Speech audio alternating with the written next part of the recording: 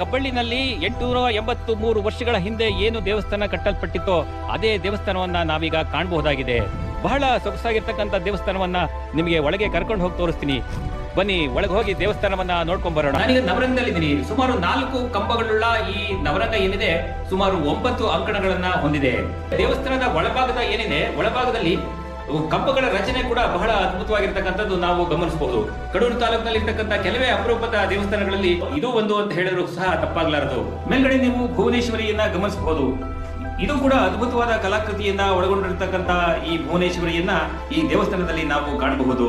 ನಾವು ದೇವಸ್ಥಾನನ ಎಂಟರ್ ಆಗ್ತಿದ್ದಂಗೆ, ಅಂದ್ರೆ ಒಳಗ್ ಬರ್ತಾ ಇದ್ದಂಗೆ ಎಡಗಡೆ ನಮಗೆ ಸೋಮಲಿಂಗೇಶ್ವರ ದೇವರಿರ್ತಕ್ಕಂಥದ್ದು ನಾವಿಲ್ಲಿ ಕಾಣಬಹುದು. ಅದಕ್ಕೆ ಸುಖನಾಸಿ ಗರ್ಭಗುಡಿ ಇರತಕ್ಕಂಥದ್ದು ಕಾಣಬಹುದು.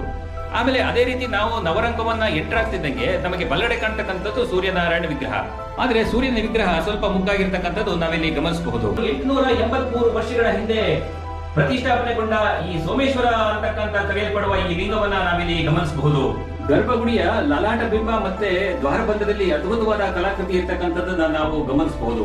ಸೂಕ್ಷ್ಮ ಕೆತ್ತನೆಗಳಿಂದ ಕೂಡಿರ್ತಕ್ಕಂಥ ಕಲಾಕೃತಿ ಬಹಳ ಅಪರೂಪವಾಗಿರ್ತಕ್ಕಂಥದ್ದು ನಾವಿಲ್ಲಿ ಗಮನಿಸಬಹುದು. ಅದೇ ರೀತಿ ಸುಖನಾಸಿಯ ದ್ವಾರಬಂಧದಲ್ಲಿರ್ತಕ್ಕಂಥ ಜಾಲಾಂಧ್ರ ಮತ್ತು ಲಲಾಟ ಬಿಂಬವನ್ನು ಸಹ ನಾವು ಇಲ್ಲಿ ಗಮನಿಸಬಹುದು.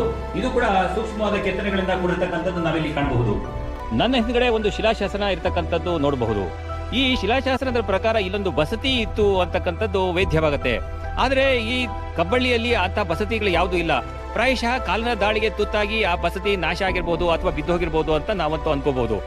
ಆದ್ರೆ ಈ ಶಿಲಾಶಾಸನ ಏನ್ ಹೇಳುತ್ತಪ್ಪ ಅಂತಂದ್ರೆ, ಹೊಯ್ಸಳರ ದೊರೆ 1ನೇ ನರಸಿಂಹದೇವ ರಾಜ್ಯಭಾರ ಮಾಡ್ತಾ ಇರ್ತಕ್ಕಂಥ ಸಂದರ್ಭದಲ್ಲಿ ಸುಮಾರು 863 ವರ್ಷಗಳ ಹಿಂದೆ, ಅಂದ್ರೆ ಕ್ರಿಸ್ತಶಕ 1159 ಡಿಸೆಂಬರ್ 25ರಂದು ಈ ಶಿಲಾಶಾಸನವನ್ನು ದಾಖಲಿಸಿದ ಪ್ರಕಾರ ಕಬ್ಬಳ್ಳಿಯ ಲೋಕಗೌಡ ಮತ್ತು ಮಾಕವೇ ಗೌಡಿಯ ಮಗಳಾದ ಚಟ್ಟವೇ ಗೌಡಿಯ ಮಗ ಹೊಯ್ಸಳ ಗೌಡನು ತನ್ನ ತಾಯಿಯಾದ ಚಟ್ಟವೇ ಗೌಡಿಯ ನೆನಪಿಗೆ ಬಸದಿಯನ್ನ ನಿರ್ಮಿಸ್ತಾನೆ. ಹಾಗೆ ಊರಿನ ಸಮಸ್ತ ಪ್ರಜೆಗಳ, ಊರಿನ ಗೌಡರು, ಊರಿನ ಪ್ರಭುಗಳು ಇವರ ಸಮ್ಮುಖದಲ್ಲಿ ಅಹೋಬಲ ಪಂಡಿತರ ಪಾದಪೂಜೆ ಮಾಡಿ ಬಸದಿಗೆ ಮತ್ತು ದೇವಾಲಯಕ್ಕೆ ಗದ್ದೆ, ಬೆದ್ದಲು ಜಮೀನು, 2 ಮನೆ, ಕೆರೆ ಕೆಳಗಡೆ ತೋಟ, 1 ಎಣ್ಣೆಗಾಡ ಬಿಟ್ಟ ಬಗ್ಗೆ ಈ ಶಿಲಾಶಾಸನದಲ್ಲಿ ದಾಖಲಾಗಿರ್ತಕ್ಕಂಥದ್ದು ನಾವಿಲ್ಲಿ ಗಮನಿಸಬಹುದು.